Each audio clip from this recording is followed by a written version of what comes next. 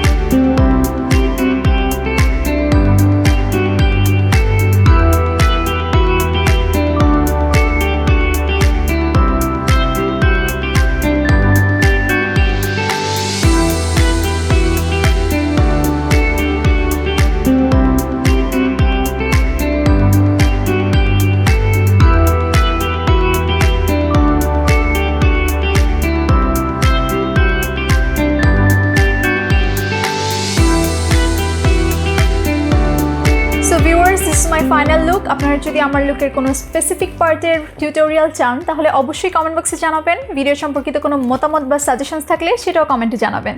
Thank you and bye by.